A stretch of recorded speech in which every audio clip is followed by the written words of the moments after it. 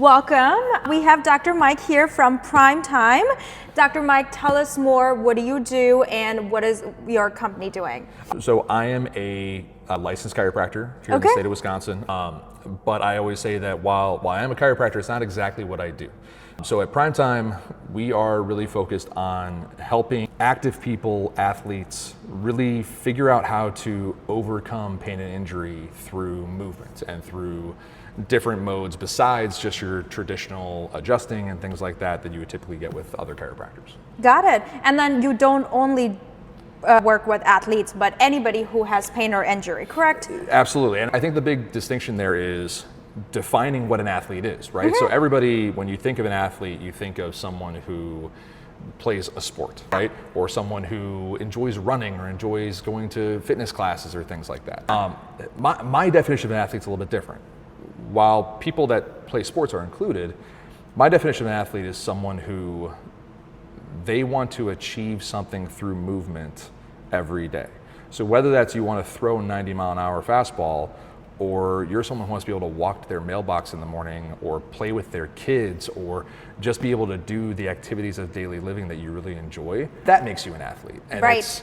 It's the difference just is the context and the level of difficulty with those movements. Got it. Tell us more. How did you come up with Primetime name? What's the story behind it? So funny enough, my wife and I came up with the name when I was still in chiropractic school, 4 years before I even opened the business. Oh, wow. And at the time I was working with, one of my intern experiences when I was in school was I worked with the Minnesota Vikings. And it was just one thing where I was working around all these high-level athletes, and I thought that was the path I really wanted to go down, was to work with professional sports. And when you talk about pro sports, everybody wants to play in primetime. Right. So you want to play in that late slot, and you want to play in front Makes of a bunch of big people. sense. And so that was, and also it sounded good. It does. And my wife, lucky enough, my wife is also a part-time graphic designer, and so she helped me come up with the logo. She designed the font. Wow, I love it. She was really nitpicky about it too, because even to the point where if you look at the clock, what time does the clock say? 7 o'clock, Yeah. It's prime time. Oh, I don't follow sports, so I was just giving a second. It's a weird branding choice, but it was something where, and also because I wanted to work primarily with athletes, you get that kind of branding connotation of, hey, this is sports-based, and that was what I was going for. Got it. So, chiropractic school, how long does it take for you to graduate the school? So that's something where a lot of people don't understand what the education is. Exactly. So even before chiropractic school, my background is I got my degree in exercise and sports science from the University of Wisconsin La Crosse, bachelor's degree. I was there for 4.5 years, a little longer than I wanted to, but graduated with the degree and then immediately went into chiropractic school. Chiropractic school was another 3.5 years on top of that. Wow. Yeah. So. Okay, that's a lot of school. Sorry, go ahead. No, it was. It's something where, like, there's a big distinction between when people talk about like what a doctor of chiropractic is and what like a doctor is. A lot of the education is similar in terms of the topic. So we have an extensive curriculum in anatomy and physiology, in like reading X-rays. The difference between the two is, while with medical school you end up going into incredibly more depth than we do in chiropractic, and you also go into a fellowship. So you have like years, I want to say call it like an internship, but you have years of gaining experience in the field. Where chiropractic, once you're done with school, you have a few internships in between, but then you go right in. So through that education, we become really well versed in specifically neuromusculoskeletal conditions. So as someone who had a strength and conditioning background prior to becoming a chiropractor, for me, it allowed me to really focus on working with athletes. And much as I loved my when I was going through chiro school, when I was going through undergrad, honestly, the work didn't come in until well after I graduated. So after school, I've also taken thousands of hours of continuing education on rehab, strength and conditioning, different of techniques like dry needling, manual therapy, and things like that to make sure that I'm as up to date as possible on what the best treatments are for the patients I deal with. Got it. Okay. That you wanted to work with athletes. So do you an athlete, like do you play any sports? Yeah, so for me it was, growing up I was a basketball player. That was primarily my thing. So I played varsity, I was going to go play in college, decided to focus on school instead of playing. And I've been active throughout my life. My training switched to, I did a lot of powerlifting when I was in college. I hike, I enjoy golf. running. Oh, wow, okay. To say golf would be disrespectful to the sport. I occasionally go for a walk and swing a stick at a ball, Okay. and I hope to hit it. So, but something where having that background as an athlete, when I then went to chiropractic school and I learned about some of the more traditional approaches to chiropractic, it was mostly only adjusting. Okay. As an athlete, I kind of felt like, hey, like there's a few things here that are really missing. And I was lucky enough when I was in school to get involved with an organization that was chiropractors, physical therapists, strength and conditioning coaches, athletic trainers, where you had this group of professionals where we had these different letters after our names. Scopes of practice were actually really similar, and all of us wanted to help patients by basically that movement was medicine. Okay. And you might have seen me work alongside of a PT, but if we didn't tell you what we were, you might not have been able to tell. Right. Yeah. Got it. That a little bit too is when aspect of that is when I then work with different athletes. So I'm lucky enough being here in Hartford, Hartford Union High School, where tons of different sports, tons of different athletes, and every athlete you deal with, competitive or not, there's different movements that are needed to perform those tasks. Right. And having an athletic background, and I'm also just a huge sports fan in general, and a nerd about human movement, I might not be an expert in the sport by any means. Understand what the demands come to the body when they're performing some of these movements that might cause them pain, they might need to be better at in order to perform better. Right. And by having that understanding, it puts me in a really unique position to help those people in maybe a different way than someone who maybe didn't have that experience. Makes sense. Yeah. What does your day look like in life of chiropractic? Busy. Okay. The word. Okay. So I've owned this business now for 7 years. Wow. Okay. I've round a little bit. I was originally located in Menominee Falls. Moved to Hartford back in 2023. Today you have to ask me what day of the week it is. Usually a day where I'm here in the clinic. Usually it's a combination of seeing patients and doing a lot of admin work that come with owning a business. So keeping track of the books, marketing. I know that you do this, but apparently when you're a business owner in 2025, you also have to be a part-time social media creator. Yes, definitely. And I entirely much time on Instagram and looking at reels and looking for ideas to steal from my own stupid videos. And your videos are amazing. I have seen on social media, and that's how I found you. I'm like, oh my God, that's how we connected on Instagram. Thank you. I always appreciate when people lie about the stuff I do, so thank you. No, I'm not lying. Oh my God, no, I'm being serious. I really, you motivation. So I'm trying with my real estate and everything to get my social media up and running.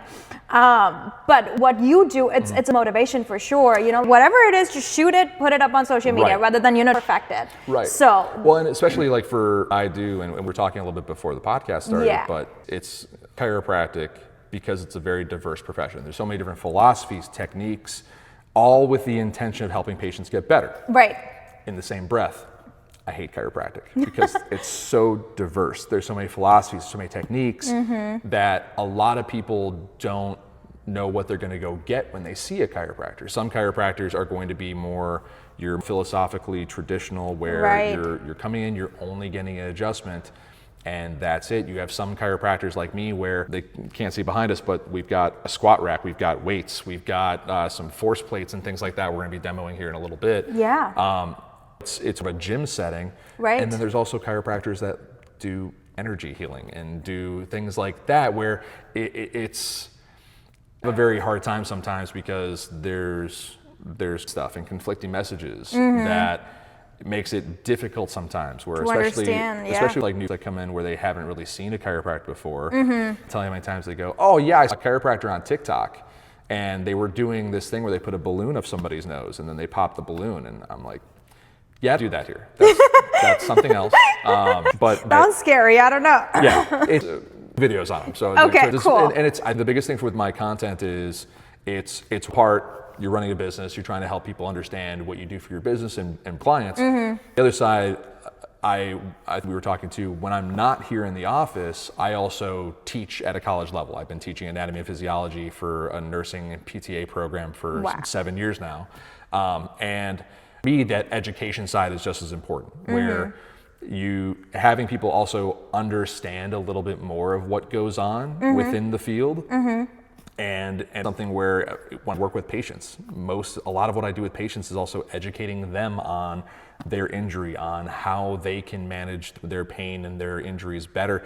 And I always felt that a better understanding of your body and a better understanding of what is going on with it, people to feel better, move better, feel more independent, and at the end of the day, get better outcomes when they do it. Yeah, for sure. Yeah. Patients are you overseeing right now, let's say?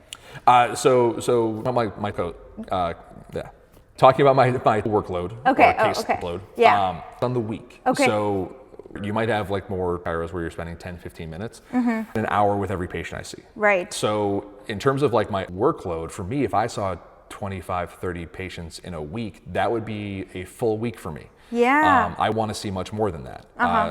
My chiropractic job that I had a clinic where on average I was seeing 30 to 40 people a day.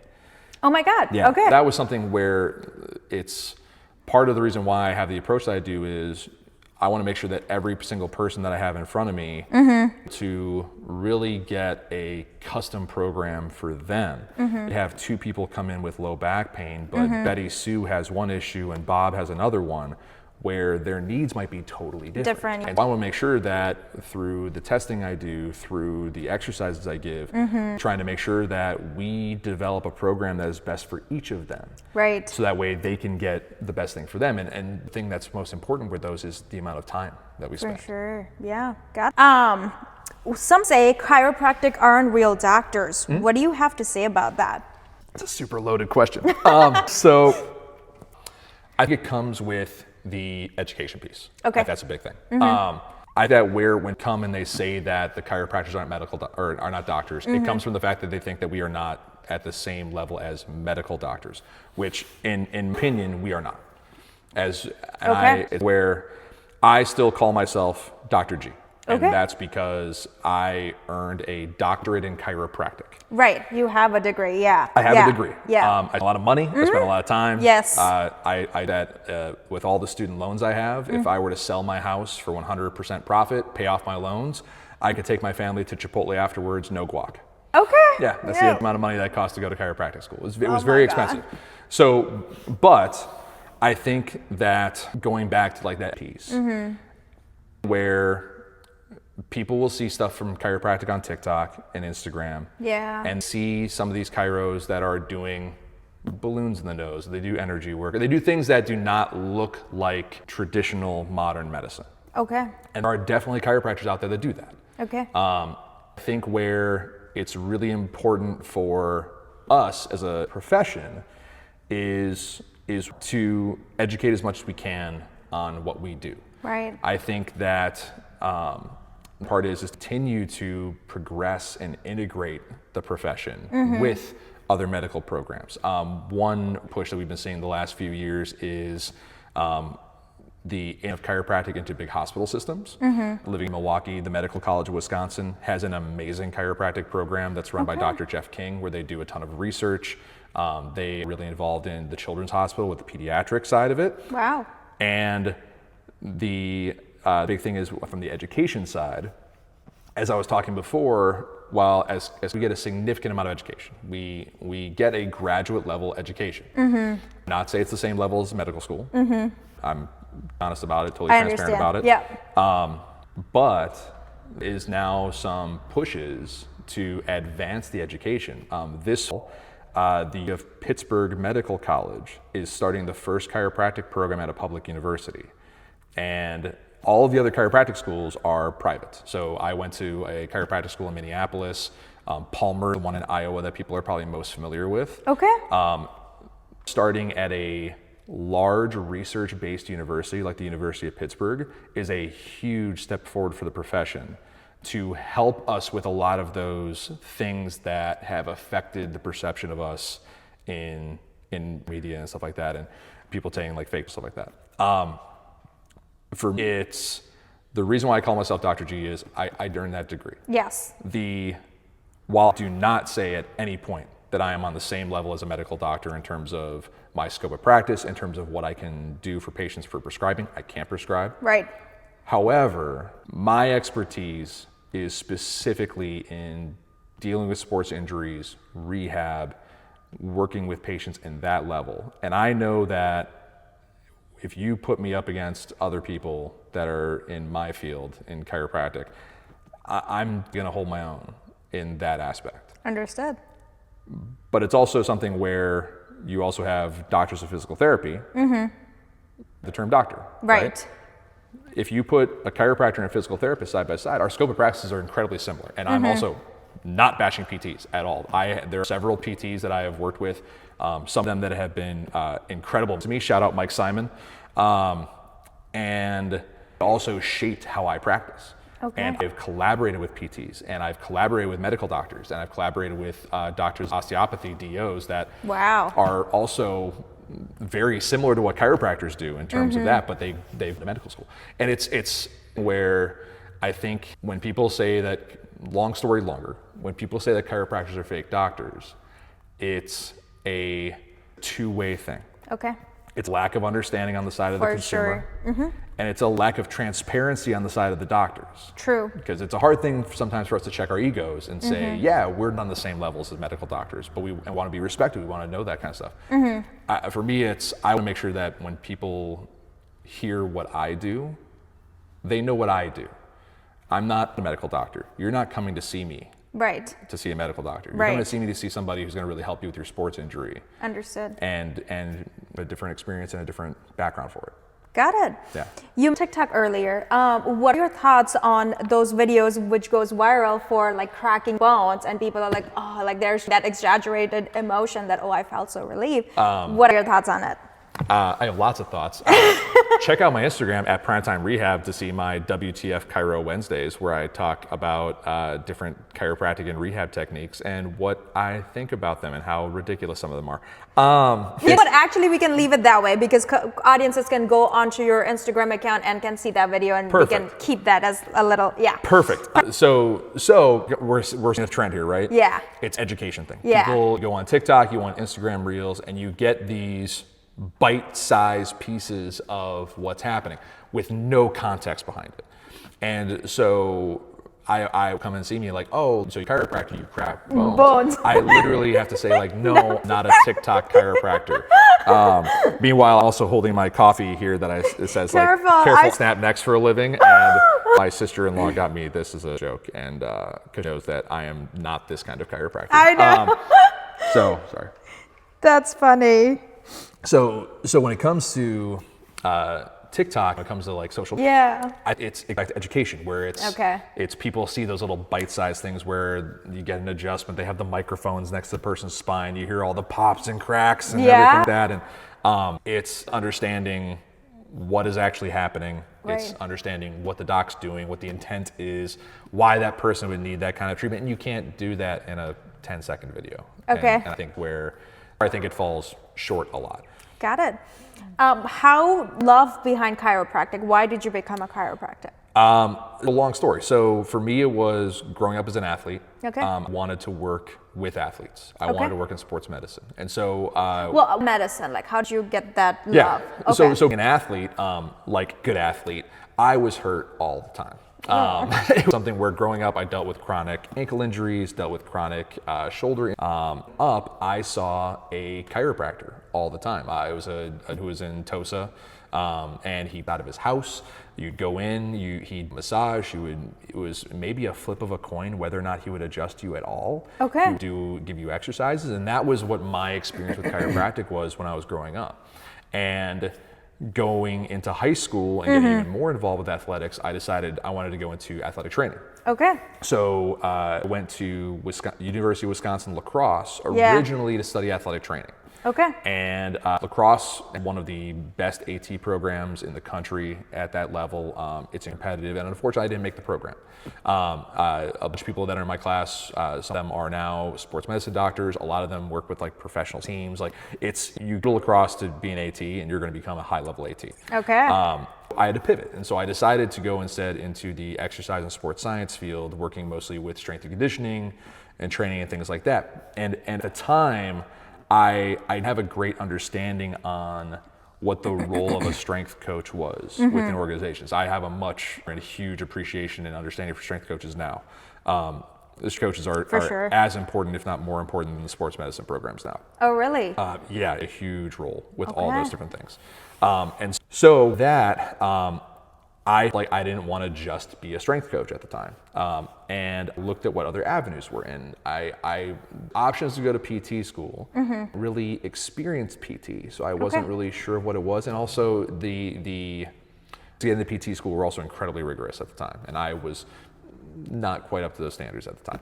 And I saw that lacrosse had a pre-chiropractic program where basically you would get all your prerequisites to go to chiropractic school, and I thought that would really be a good path for me because I had experienced chiropractic growing up. My growing up had saved my butt a bunch of times from injuries, and I'd be happy to tell some of those stories later. But so then decided that I would go down the path of chiropractic. Understood.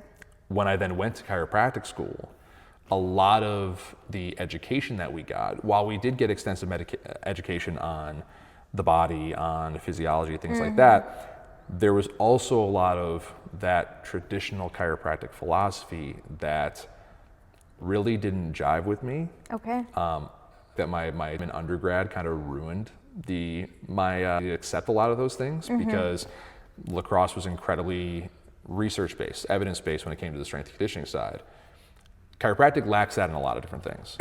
And so there was a lot of times where I was really challenging and questioning things and not really getting great answers and great responses. And I actually almost considered dropping out of chiropractic school at a point, about halfway through, and luckily my wife talked me out of it. But at that point that got involved, the organization was called Rehab Performance. Okay. I got involved with R2P, changed the direction of my educational career and my career in general. I have several people to thank for even getting me into that in the first place. But it was seeing that there was another path to helping athletes that wasn't just your traditional appointment. I had professors telling me, if you're not seeing 100 people a day, you're not going to make any money. You don't need to spend more than 2 minutes with a patient because all you have to do is adjust them and send them out the door.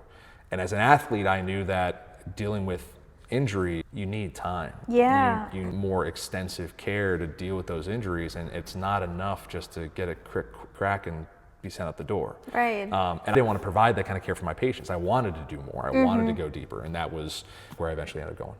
Got it. I'm just going to check on. How's everything going so far? Sorry, I have a dark sense of humor sometimes. That's okay. All good. When it comes to going to a chiropractic, like anybody need to go to a chiropractic? Would it be, having a shoulder pain? I'll be like, okay, let me just go to check it out with a chiropractic. Is that simple as that? It is. Okay. So it's the people also assume that as chiropractors, we only work on the spine. It's not true. Okay. I work on every single joint in the body. Are the majority of my patients spine patients? Yeah, I deal with a lot of people with low back pain, but low back pain, 80% of the population is going to deal with low back pain at some point in their life. If I throw a dart at somebody and see who's going to get low back pain, the dart's probably going to stick in their low back and it might hurt. Yeah. Like that's the chance of it. Okay. And so the way that I always recommend for people as to if you're dealing with sports injuries, I'm trying to think about the best way to phrase this. I think that the reason why going to see a chiropractor first or a physical therapist first would be the best way to go is because the level of entry is so low. Okay. And it's something where you're basically going to see a specialist on that thing right away. Okay. A lot of people will go and see their primary care physician, go and see their MD about it, which is never a bad thing. Okay. At the end of the day, as long as you're seeing somebody when you're dealing with pain, getting the process started is the most important thing. Got it. Where I think the difference between seeing somebody focused on rehab and seeing your primary care physician is that your primary care physician is a general practitioner, and it's exactly that. They are really good at looking at the heart, the lungs, the digestive system, your nervous system, your skeletal system, and enough to give you a medication to help you with that in the moment, or refer you out to somebody else. Right? You come to see a chiropractor, you come to see a PT, you're immediately with somebody who specializes in the type of injury you're dealing with. Okay. So where basically you're taking a step away. So where I've had a lot of patients come to see me is like, hey, I saw my doctor, I saw this other chiropractor, I saw this other physical therapist. They just gave me some ibuprofen, they gave me some pain meds. The pain's better, but it keeps coming back. Exactly. Or I'm still feeling weak, or I'm still doing this kind of stuff. And that's where I come in, where it's like, hey, like let's really try to figure out what the root cause of this. Like, the pain goes away, but pain is always the last thing to show up and the first thing to go away. Even with part of the reason why I use the technology I use in my office is pain is the easy part. I can help patients get rid of pain in 1 or 2 visits. That's super simple. Okay. But patients will then come to see me and say, hey, I feel really good, I'm done, right? Well, then we throw them on these force plates, where we use our dynamometers to measure their strength and to measure their power. And I go, I'm really happy you're feeling better, but the problem's still here. We haven't fixed this. We still see that there's a big strength difference from side to side. We still see that you're not able to generate power as quickly as you need to for your sport. Right. We've still got work to do. Yeah, the pain's gone, but we got a little bit further to go. Most of your primary care physicians, 1, don't have time to do that, and 2, don't have the experience or the resources to do it. The technology we're going to talk about here in a little bit, there's not many practitioners in general that use this stuff. It's becoming more and more popular, especially with physical therapy. But the guy that I work with to get this stuff, I know that I am one of probably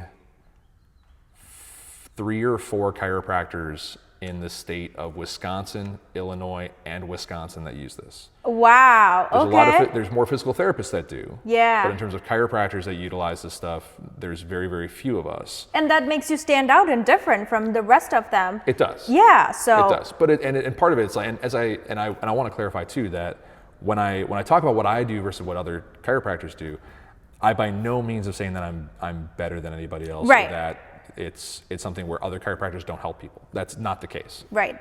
At the end of the day, we all get into this profession to help people. And however we decide to do that is our way. For me, this is what makes the most sense to me and makes most sense to the people that I work with. And it's something where I think this is where the profession's eventually going to be going a lot. Is that as chiropractors, especially when it comes to like the measuring, whether you're more traditionally just only do adjustments, or you're like me and you do a ton of sports rehab and strength training on top of it, it's getting to a point where we have to be measuring a lot of different things to validate what we're doing, to make sure that we get buy-in from patients. So when we go through this with you here in a little bit, you're going to see how we can then track your progress, and you can literally see it. A great story that I had from last week. I have a patient that I'm working with, older gentleman who just wants to be able to go ice fishing and hunt and all this kind of stuff. Same thing. Yeah. Not what you would call a traditional athlete, but the stuff he wants to do is incredibly active. Yeah. And we ran through our testing stuff. Okay.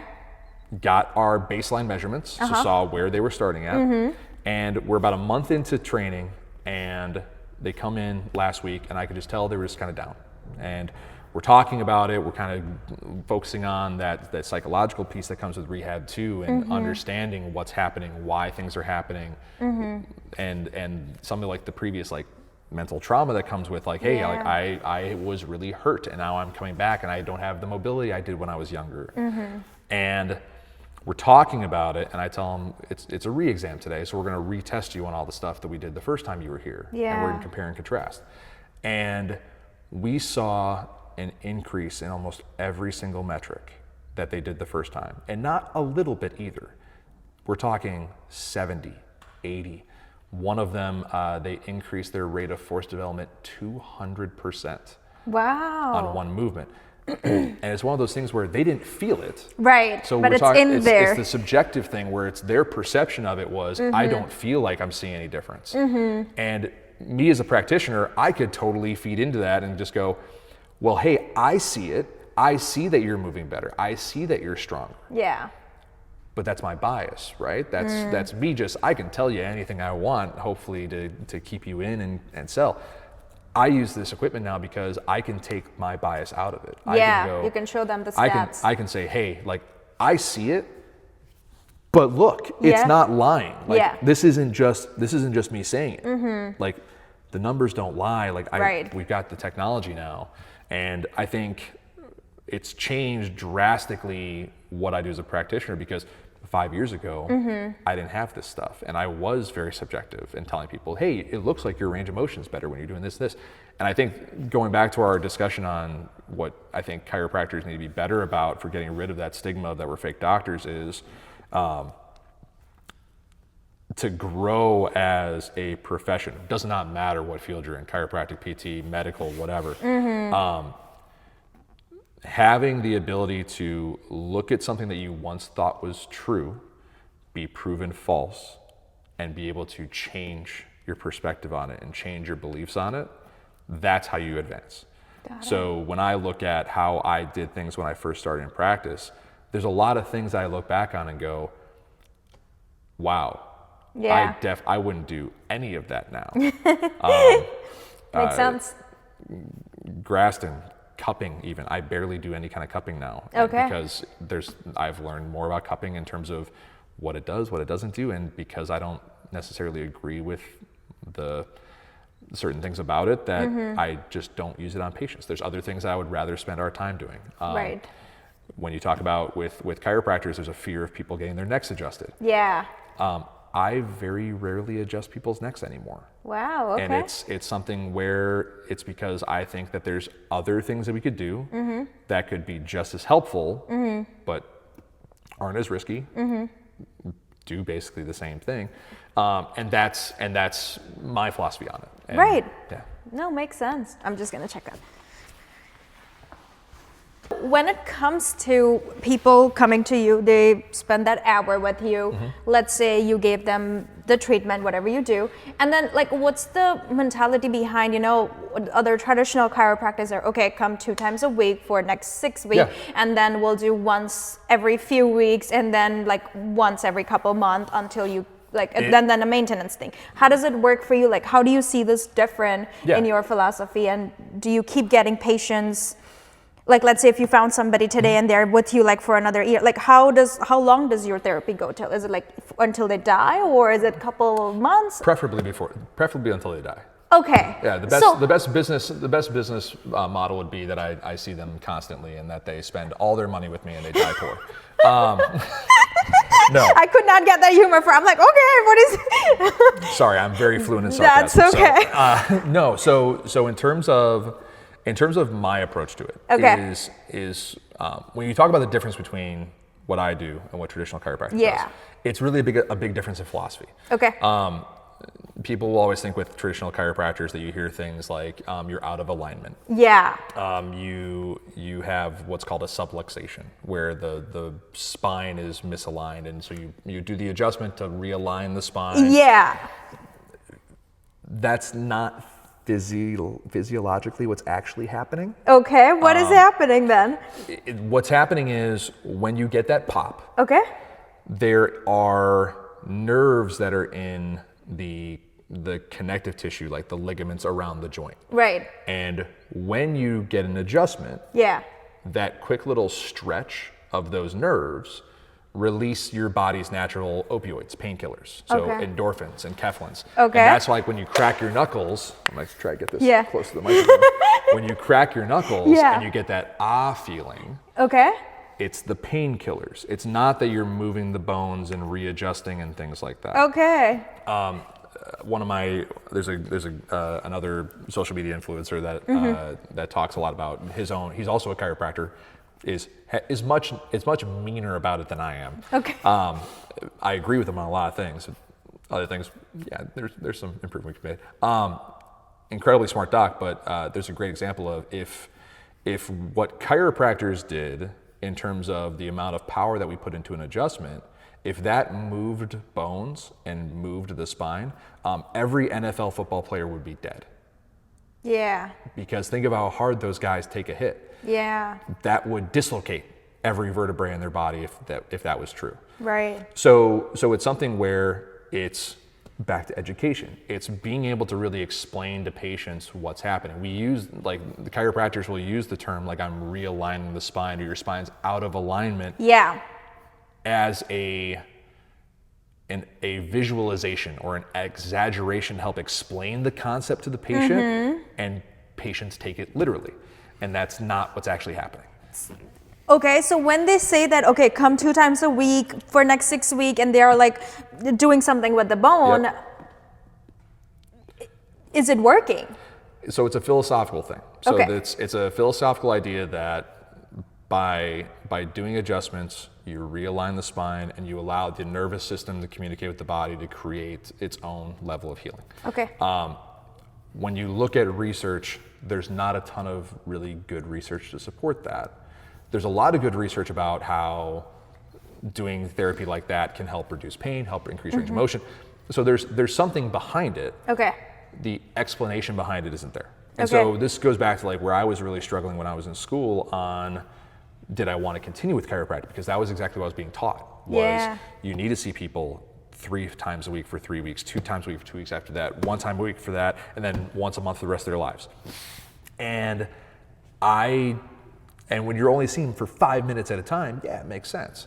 But where I had a really big issue was with my background in the strength and conditioning side, I worked on the performance side. I saw, okay, here's what consistent training and overload and progression does to increase somebody's strength, mobility, power, overall athleticism, quality of life for people that are older. Yeah. And my thought was always, okay, so if I do an adjustment and I do put the spine back in place, or I do help this person feel better. Yeah. What was causing that in the first place? Exactly. Was it a muscle asymmetry, a strength asymmetry side to side? Is it a range of motion issue side to side? Is it they have a certain movement pattern that causes that compensation? And if we're not fixing those, it's no what's point. the point? Exactly. It's a Band-Aid on the Hoover Dam, right? it's you're getting that little quick fix. Yeah. But we're not really getting to the root cause. We're not really solving the issue. And so that's part of the reason why I practice the way I do, is it's something where I was seeing a lot of that happening, where you're getting these people, one of the most common things I hear from new patients that come to see me is, I saw a chiropractor in the past. Okay, did it help?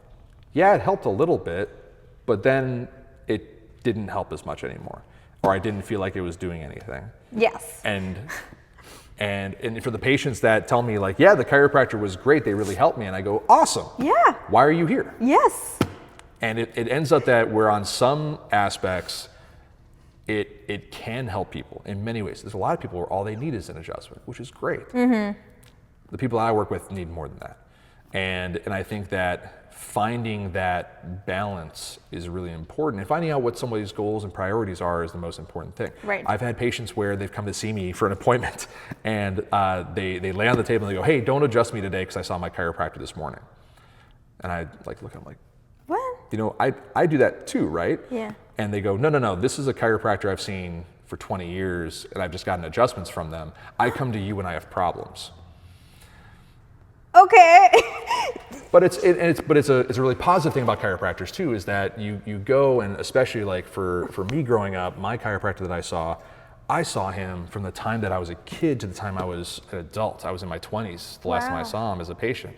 And like as a chiropractor, and the thing that I love about my profession too is you really get to know the people you work with. You get to meet their families. I've treated entire families. I've treated generations of families, and you develop those really good relationships with them. That's all about it, yeah. And that's a huge aspect of it. And so from that perspective, I totally understand where it's like, yeah, this is my chiropractor that I've seen for 20 years. I know the guy, like we've gone to barbecues, like we've seen him in the community, we've gone to barbecues together, like I see him around a lot.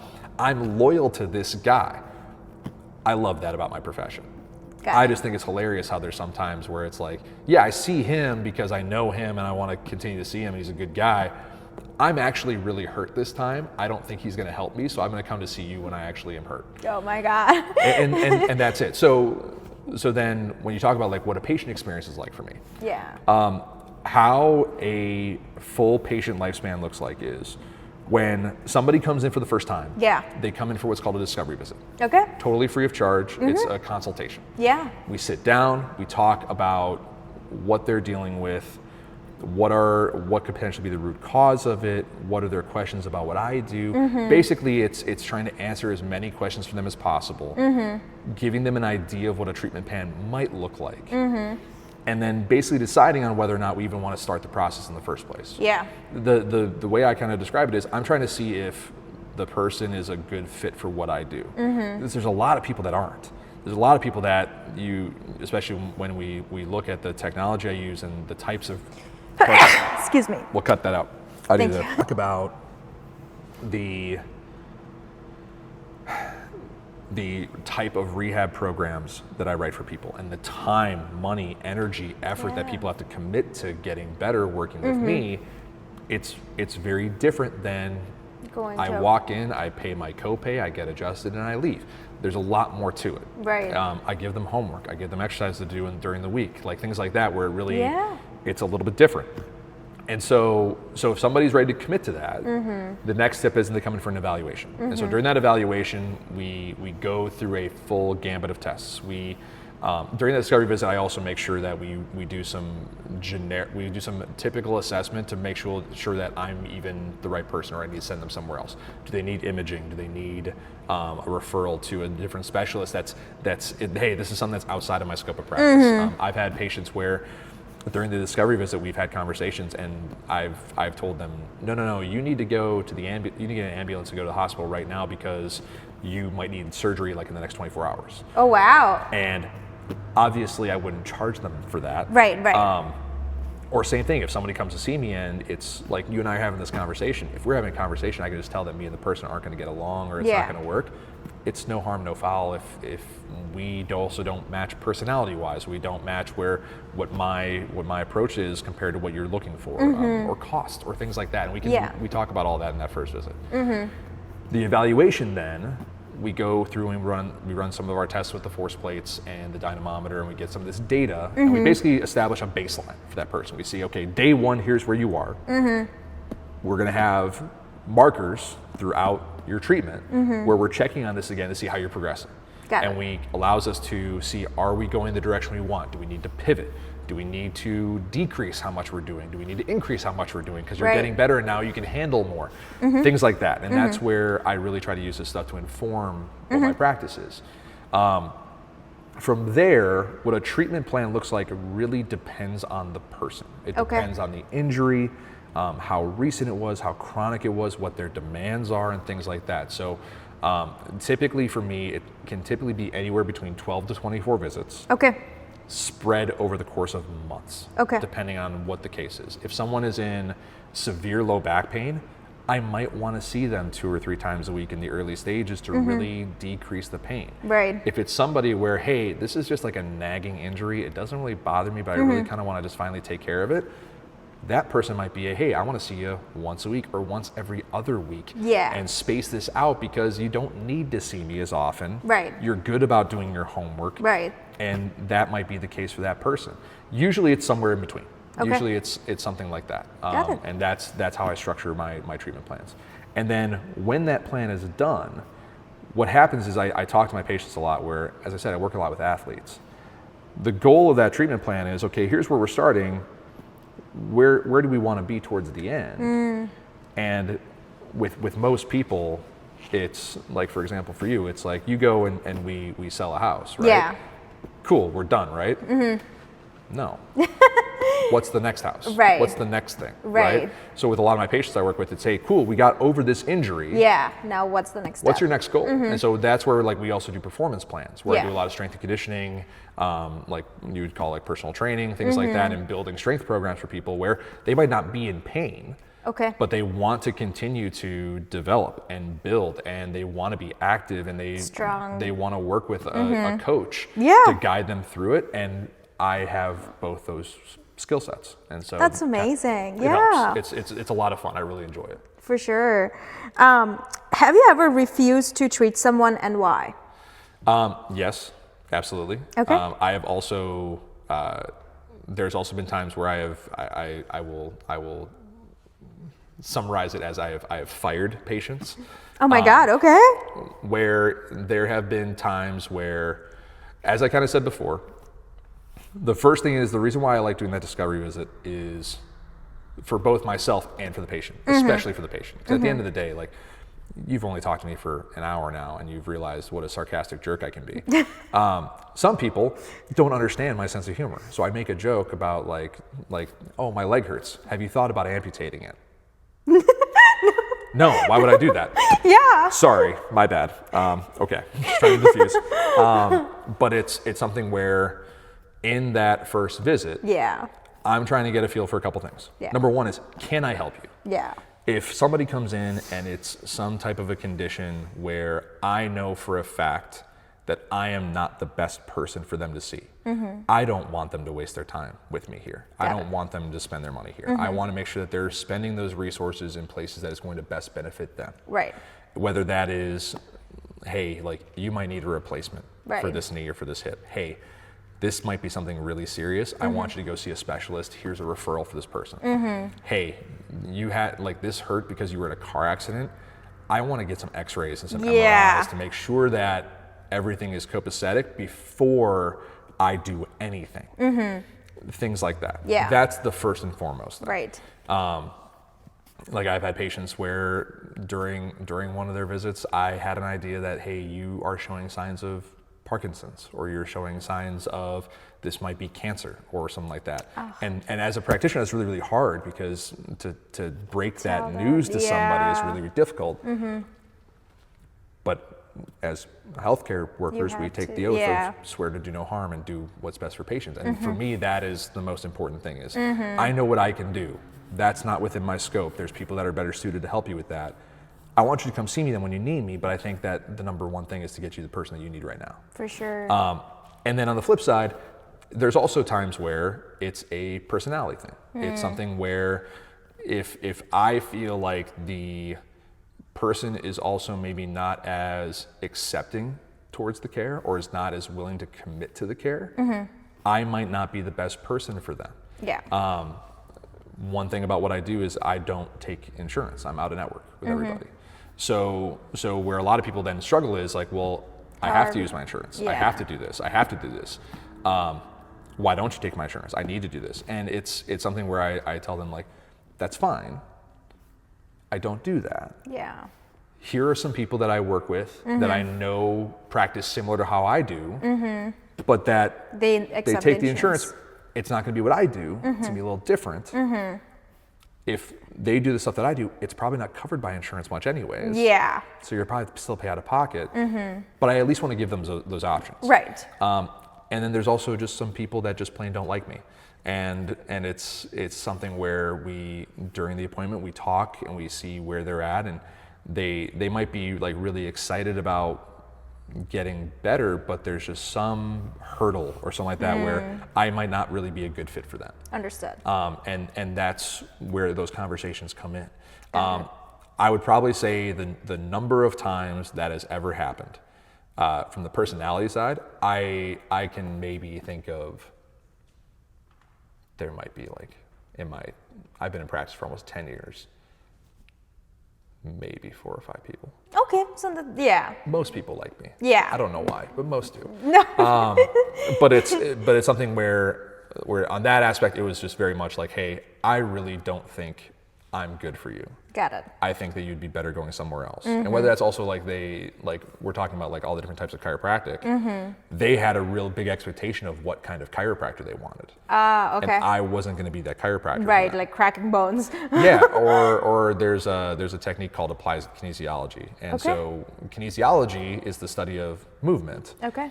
Which exercise science, I studied kinesiology. Okay. Applied kinesiology is very different. Okay. Where applied kinesiology involves things like allergy testing and manual muscle test.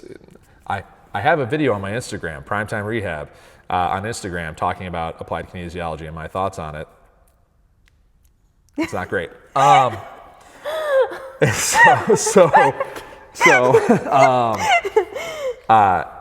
I joke, I'm the worst person to talk to about chiropractors and chiropractic because all I do is rip on chiropractors and chiropractic. I'm very critical of it. I think that it's good to be self-aware and be critical of your profession, not take yourself too seriously sometimes, because it allows you to see where the shortfalls are in what you do and where collaborating with other professions and collaborating with other people can really be beneficial.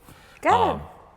And then when it comes to the people where, hey, there's other things going on, that's happened more frequently, where I was that first portal of entry, and it gave me a place to really kind of see what was going on with my expertise, with my experience, and then be able to send them to a specialist right away. They didn't have to go to their PCP first. Right. They immediately Just went to, directly hey, to here's the neurologist I work with, here's the cardiologist I work, here's the oncologist I work with.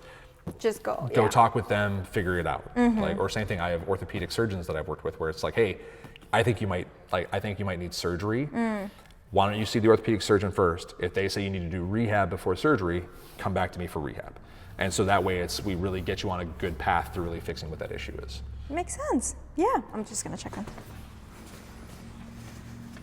Yep. Great questions, by the way. Thank you. What advice would you give to your younger self? I asked myself this question a while ago. Okay. I think that if I were to go back, and I would talk to my younger self, I would say take your time. Okay. I would say that when you're young, you feel like you really want to go and you want to set up the rest of your life as fast as possible. Yeah. And by no means do I regret going into the profession I did. I love what I do. I love working with my patients. Some of the experiences I've had have been so amazing. I've been so blessed to work with professional athletes at all levels. I worked with the Minnesota Vikings. I was the chiropractor for the Milwaukee Wave for 5 years. I used to be the chiropractor for UW Milwaukee Athletics. Wow. I've run my own business now for 7 That's something to be years. proud of, yeah. And with business ownership, there's a lot of good and bad that comes with it. Yes. I joke my time in practice has been biblical because I dealt with 2 floods and a plague. I had 2 floods in my office in 2019, right before COVID, and then COVID hit. Yeah. And running a business is by no means an easy task. I've had to reset it once, where when I moved here, it was basically a soft reset where I sacrificed what I had built at my previous location and a lot of the patients I had to move closer to home, to be more available for my family here, but I basically had to start the business from scratch. That was very, very difficult to do. Yep. When I was young, I think that I was so ready to go from, when I started college, I knew exactly, I want to go in athletic training. This is what my career is going to be. 2 years later, I was studying something completely different. I changed my major 3 times when I was an undergrad. And then I go into chiropractic school. I'm like, I'm going to be a chiropractor. I know exactly what a chiropractor is. I know what it's going to be. And then I'm halfway through chiropractic school and I'm debating on quitting.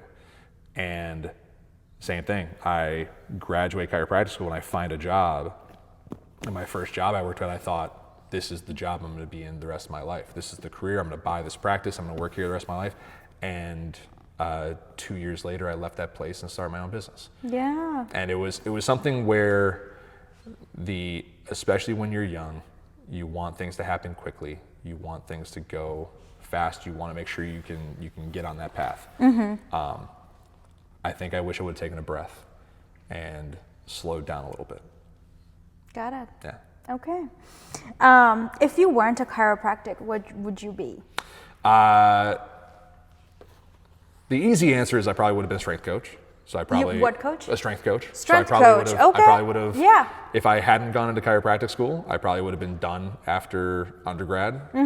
Worked as a strength coach somewhere, probably I would have loved to have worked at like a university or I probably also would have gotten into like coaching basketball. Okay.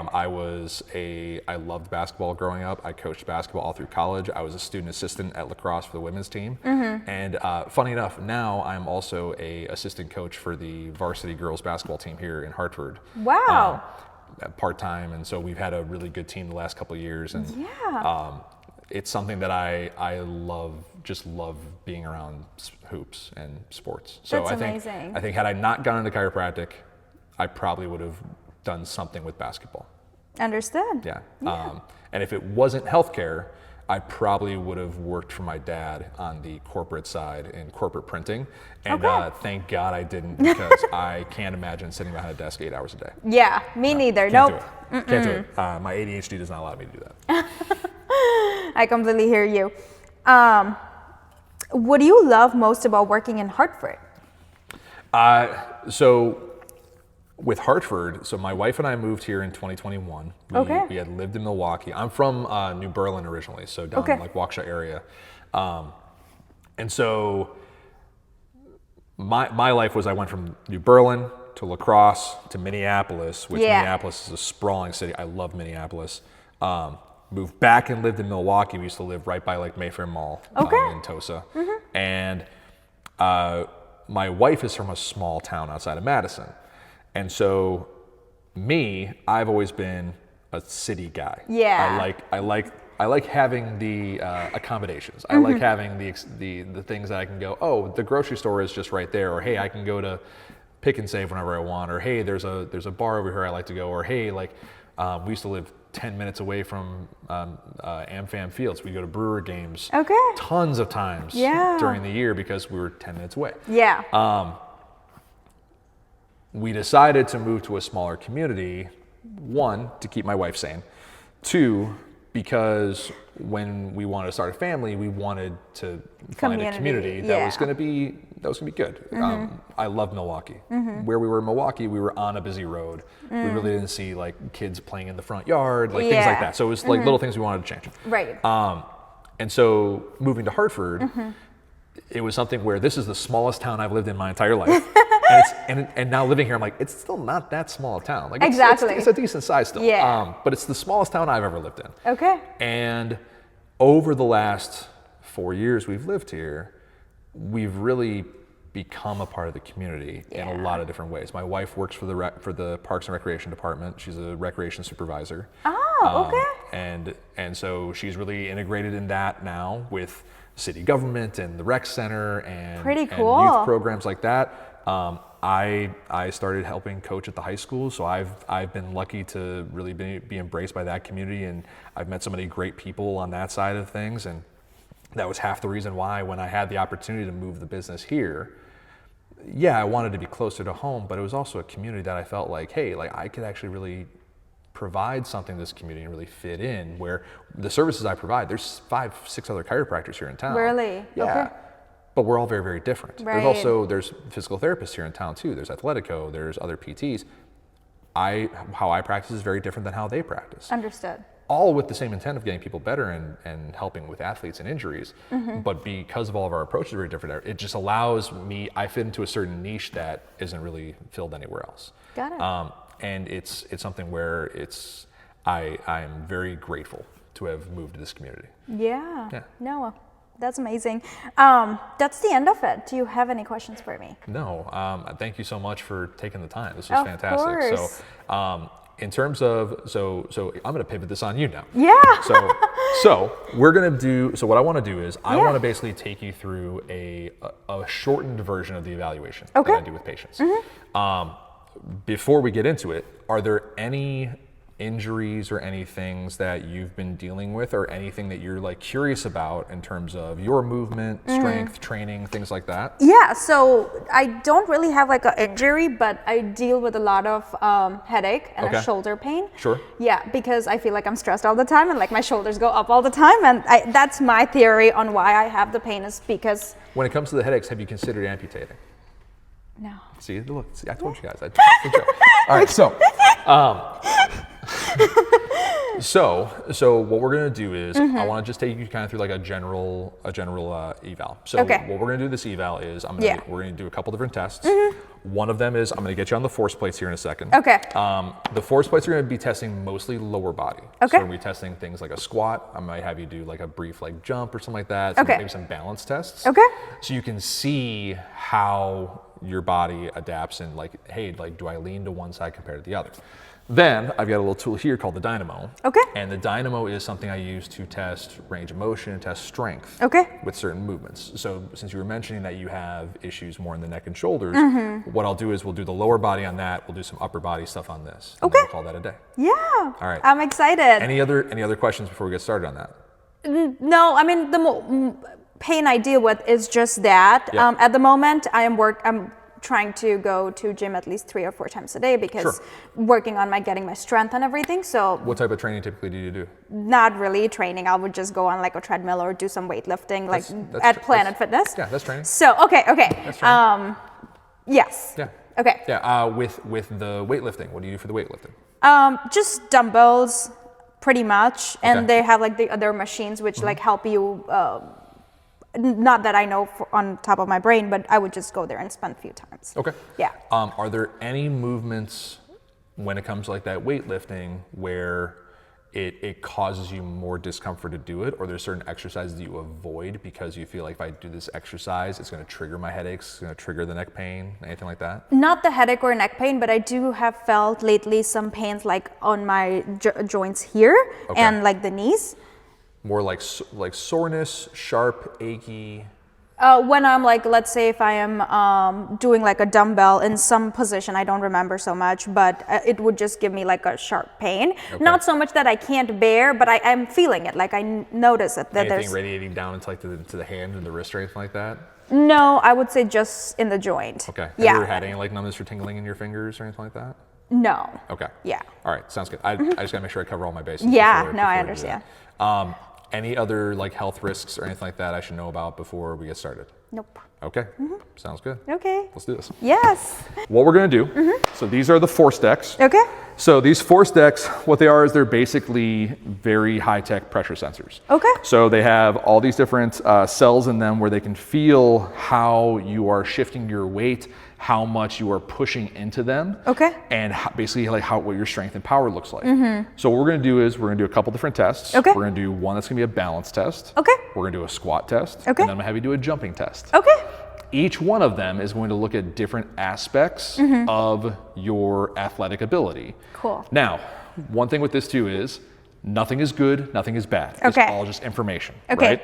And so one thing that we'll see when we're done with this is when we get all these numbers, what it'll do is it'll give us what are called norms. And so norms is basically, it will take what your metrics are and it will compare your metrics to every other woman in your age group that has ever been tested on this piece of equipment. Okay. And it'll say like where you rank. So like somewhere between 25th to 75th percentile is considered normal. Okay. Most people, if they're in that 50th percentile, that's like, hey, like this is like you have a normal strength for what this is. Okay.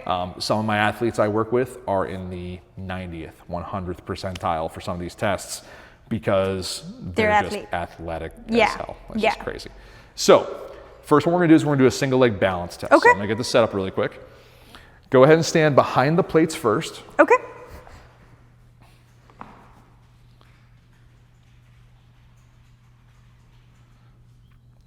I forgot that the app just went through an update, and I totally forgot that they did this.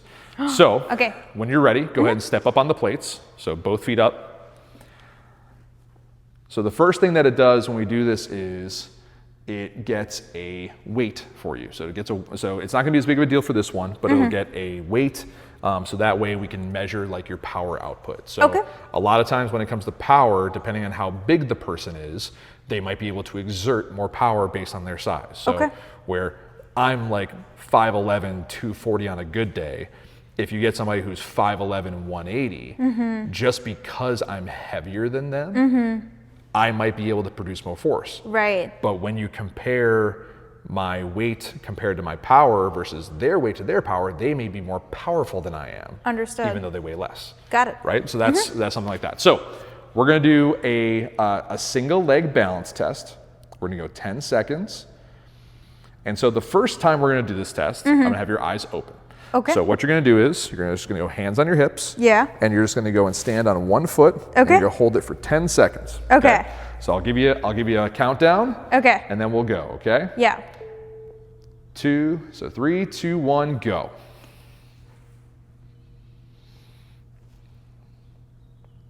So what you're seeing right now on the iPad is you can see our distribution. So here you can see you had your right foot down before you picked up, and then, let's see if I can actually, and then you can see where your center of weight was. You put your foot back down. Okay. And then it shows us where your center of pressure was. So how much did you move forward and back, side to side? And So let's say, for example, if you had a concussion, yeah, I could do this test and see how badly your balance was affected after a concussion. And then as you're recovering through the concussion, we can retest and look at this and say, oh, she's getting better, or no, she's getting worse. What do we need to change, right? So now let's do it on the other side. Okay. So when you're ready, 3, 2, 1, go ahead. So here, it's comparing how the right side was compared to the left side. So now we can also see the asymmetry side. So what you end up seeing is that you had a 15% better balance on your left foot compared to your right foot. You had a 32% better balance going forward and back on your right foot compared to your left foot. Okay. And so that's where now we can see these kind of comparisons, right? And the thing about this too is people kind of get worried where it's like, all right, well, 32%, that's a big difference, right? If you were to go play soccer, what foot would you kick with? Right. So you're right-handed, right foot dominant, right? So if that's your dominant side, it would make sense you were better at it on that side compared to the other, right? Got it. So that's something where while this gives us a lot of really good information, it's my job as the clinician then to look at that information and determine, okay, is this information helpful? What does it mean? What does it do for your goals and what you're trying to accomplish through rehab? And that's where it comes out. Got it. So at this point, it's just numbers. When we're talking about like your neck, does this have anything really to do with your neck right now? No, but let's say, for example, you had neck pain because of a car accident, okay? You might have concussion. Now we can check this, right? Yeah. So then we're doing this one more time, but this time, I'm gonna have you close your eyes while you do it, okay? So hands on your hips, go ahead and shift to your left foot, and I'm gonna tell you 3, 2, 1, close your eyes. Ready? 3, 2, 1. Okay, hold tight. 3, 2, 1, relax. Okay. So now what we can do is we can also look at how your ranges compared when your eyes were closed compared to when your eyes were open. So when your eyes were open, you only had 33 millimeters of left to right. When your eyes were closed, it was 53. Okay. When we talk about your mean velocity, so how quickly you moved side to side, you were at 44.2 with your eyes open. You're at 68 with your eyes closed, which means you were like moving faster side to side. So now it shows us how much does your eyesight and your vision play a role into your balance. Do you want to try the other foot? Yeah. Okay. This is fun, isn't it? Ready? Hold it.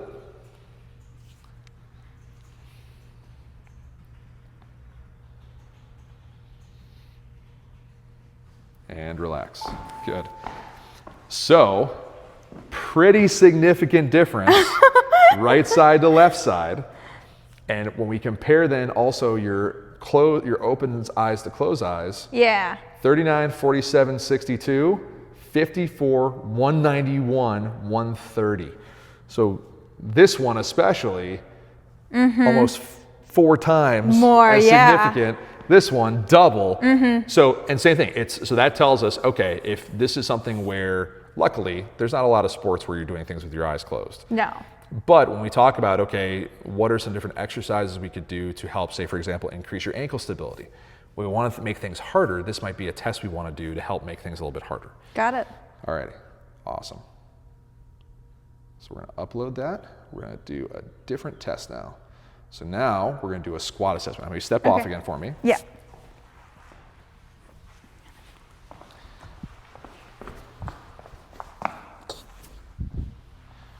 All right. So when you're ready, I'm gonna have you step up onto the plates. Okay. And then try to hold completely still. Okay. Beautiful. Okay. So what you're seeing now is right now you're gonna see these 2 lines going here. So the orange line is your right foot. The blue line is your left foot. So go ahead and shift to the left, shift to your right really quick. So you should see the orange line go up. Shift to the other side. See the blue line go up, right? Okay. So what we're gonna have you do is I'm just gonna have you do a squat. Okay. So we're gonna go hands on our hips. And all I want you to do is I just want you to go and do a squat. Okay. And then come back up. Okay. Okay, ready? Yeah. Go. And up. Good. Do it again. Good. One more time, but this time go as fast as you can. Okay. Ready? Yeah. Go. Perfect. All right. So what we do now is we can look at all the different numbers here. So a couple things that it's showing us right away is shows us your peak force. So basically how much pressure you put in. You put 11% more on your left leg compared to your right leg. Oh. It shows what's called your negative displacement. So how low did you go on the squat? Average of 33 centimeters, so about a foot. And then what your peak power was. And so it shows us where your peak power is. It also can show us your asymmetry side to side. It shows all these different things. And then when we go into your app, it also can show us how you compare to other women that have been tested on this. Okay. So any questions on this at all so far? No. Pretty cool, right? Yeah. All right, we're gonna do one more test. Last one we're gonna do what's called a counter movement jump. So step off again. Okay. Okay, go ahead, step up. Hold totally still. So where the last one was focusing more on strength, this one focuses more on explosive power. Okay. So what you're gonna do on this one is hands on your hips. Yeah. And all you're gonna do is you're gonna kind of do that squat again. Okay. But then I want you to jump as high as you can. Okay. So it's gonna look like this. So you're gonna go down Okay. and land it. Got it. Okay, Yeah. ready? Yeah. When you're ready. Perfect. Okay, go ahead and do one more. Okay. Good. Perfect. So once again, shows us what your height was. So one thing too about this one is this height, it wasn't exactly how high you totally got. If we were recording you, what you would have seen on that first one was that when you jumped, you actually bent your knees and picked your feet up a little higher, which typically would have said that, oh, she jumped way higher. Yeah. This is measuring how much force you put out, so it tells you how high you should have gotten versus how high you might have gotten because of where your feet were. Got it. Tells like what your peak landing force was. So when you land, you put 24% more weight on your left leg compared to your right leg when you land. You said you're right-footed. Your left leg tends to be the stabilizing leg, so it makes sense. You might want to stabilize there first. Looks at peak power, and RSI is a different statistic that we look at. Okay. So that's what we end up seeing for the force decks. Perfect. So now we're gonna try out the dynamo, okay? Okay. So we can pick what region we want to test. We'll start off with the shoulder. Okay. So let's start off with, we'll do flexion extension. We're gonna do this standing. So we're gonna start with your right. So what you're gonna do is, why don't you go ahead and stand right here in front of the table. You can face the camera so you can see what you're doing. You're gonna hold this. Yeah. You're gonna hold this in your left or right hand. Okay. First move is we're gonna raise it up Okay. over our head. Okay. Nice and easy. You're gonna hold it there. Okay. And then when I tell you to bring it back, Bring it we're back. gonna bring it back down. Okay. Okay? And then after that one, you're gonna start here again. So this down here is always our starting position. Okay. After we do this one, then you're gonna reach up back behind you. So we're gonna do flexion and then we're gonna do extension. Okay. Okay? And that's your right arm. So Yes. I wanna make sure. Okay? So go ahead and hold nice and still. Okay, when you're ready, go ahead and lift the arm up, nice and slow, nice and easy. Good, go back to the starting position. Nice job, hold tight right there. Okay, so now we're gonna do extension. So wait a second. Now go ahead and reach back behind you as far as you can.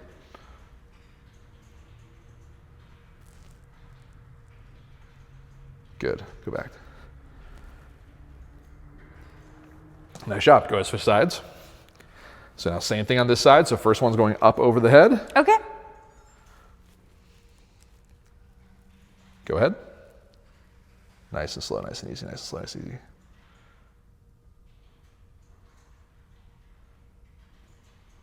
Good. Go ahead, bring it back down. It's being a little picky on this one.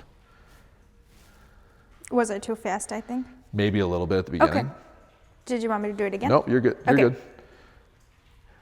So a lot of times what'll happen is you'll see that it goes, and then if it stays there, it'll just keep going up and up and up and up, and it misreads it. Okay. That one, it was actually okay. Okay. All right, so now we're gonna reach behind us again. Okay. When you're ready, Good, back to the start. Nice job. So what we can do then is we can look at the asymmetries again. So you have a little bit more flexion on your left compared to your right. Yeah. Come on. And a little more extension on your right compared to your left. Okay. We can see that. Perfect. So next thing we're going to do is we're going to do rotation of the shoulders. Okay. So this one, we're going to have you standing. You're going to have your elbow like this. First one is internal, so you're just going to slowly rotate your shoulder in like you're giving yourself a hug. Okay. And then we're going to come back out here. Okay. And then we're going to do external, where you rotate out as far as you can. Okay. Okay. So go ahead and start there. Hold tight. Go ahead, internal. Good. Go back to the start. Hold it right there. Now we're going out. Go ahead. Nice job. Go ahead, switch hands. Same thing. Okay. To the inside. Go. And then back to the middle. Ready? Go to the outside. Nice job. And once again, we can see how they compare. So we can see where the asymmetry is side to side there. Asymmetry side to side here. So you said you were right-handed. It makes sense that you'd have bigger range of motion on your right side compared to your left side.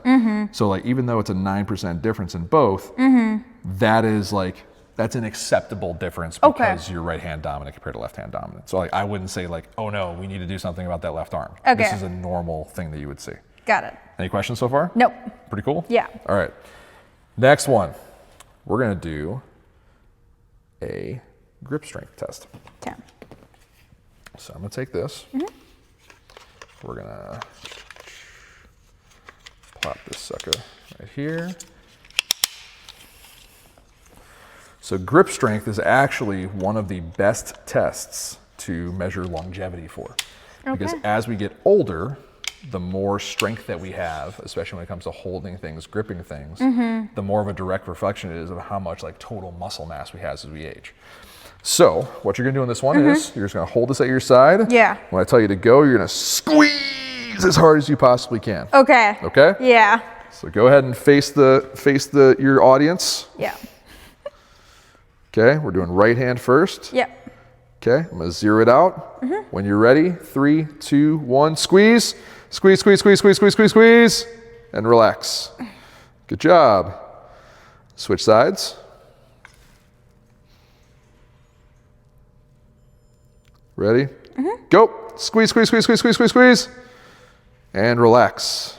Nice job. So, once again, compare side to side. Yeah. So you're actually stronger on the left side compared to the right side that time. So you should start shaking hands with your left hand. Yeah. It's a nice strong left hand handshake. That's where we look at that. Very cool. Alrighty. So one more test I want to run. We're gonna do this one. Yep. We're still good. Still good? Yep. Awesome. Good. So this one, I'm gonna grab some different pads here in my box. Let me get out of here. Oh, you're good.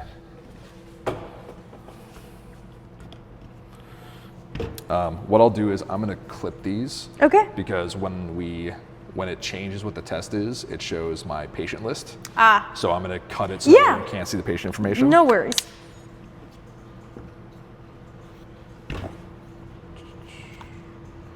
But then you should be able to like actually match it up with the footage and show like in real time side by side. Perfect. Like what it looks like. Yeah. So it's really fun. All right. So now we're gonna test your strength for that internal external rotation test we were doing. So we're gonna do shoulder, internal external rotation, standing elbow 90 degrees. Okay. Perfect. So you're gonna stand up. Yeah. You're gonna hold your hand just like this we did the last time. Okay, I'm gonna zero this out. I'm I'm gonna push this here against your wrist. Oh. So a little bit more like that. Okay. And I want you to push against me as hard as you can, like you're trying to rotate in. Ready? 3, 2, 1, go. Push, push, push, push, push, push, push, push, push, push. And relax. So remember, trying to go this way. Okay. Like that. Yep. So ready? 3, 2, 1, go. Push, push, push, push, push, push, hard as you can. Go, go, go, go, go. There you go. And relax. Okay. Nice job. So I'm gonna get rid of that first rep. Okay. Good. And then we're gonna switch sides. Okay, so going back this way. So same hand. Oh, okay. So now you're rotating this way. Out, okay. Yep. So when you're ready, 3, 2, 1, go. Push, push, push, push, push, push, push, push. Relax. Okay. One more time, 3, 2, 1, go. Push, push, push, push, push, push, push, push. Relax. Okay. Nice job. All right, now we'll do the left side. Okay. So now going here, so I'm inside your wrist first. Do you want me to remove my watch? Now you should, okay. Okay. 3, 2, 1, go. Push, push, push, push, push, push, push, push, push. Relax. One more time. 3, 2, 1, go. Push, push, push, push, push, push, push. Relax. Nice job. This one, spin your watch around so it's on the other side. Good. When you're ready, 3, 2, 1, go. Push, push, push, push, push, push. And relax. Good. One more time. Push, push, push, push, push, push, push. And relax. Nice job.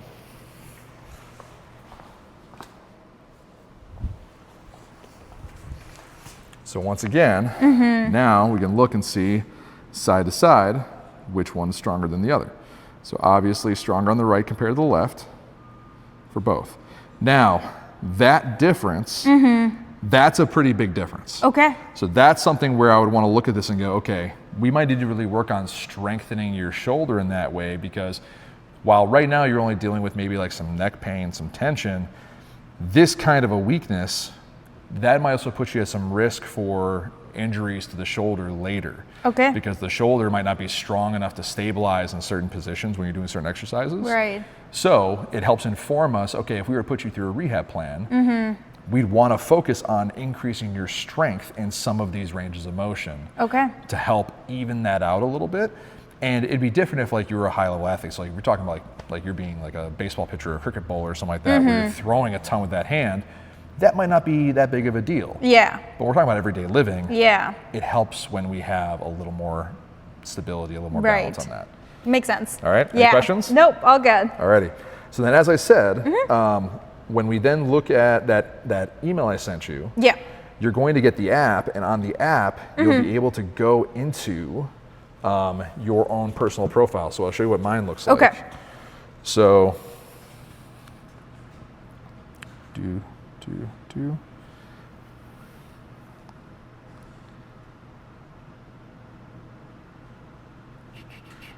So when you look at it, what you're going to see is you'll see like what your measurements are in terms of your strength and your power of force.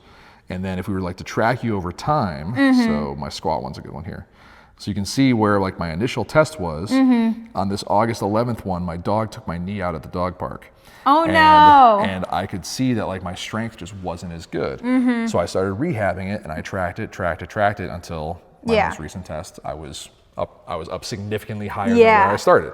So that's where it's really nice for like my patients, where you can visualize how their rehab is going and how their strength is improving throughout the course of care. For sure. Yeah. That's amazing. Thank you. Yeah, thank you for your This is fun. So yeah, as I said, it's a little different than your traditional crack and whack chiro, right? So a little different. So there's a reason why I don't have chiropractic in my business name, because it's a part of what I do, but it's not necessarily what I do.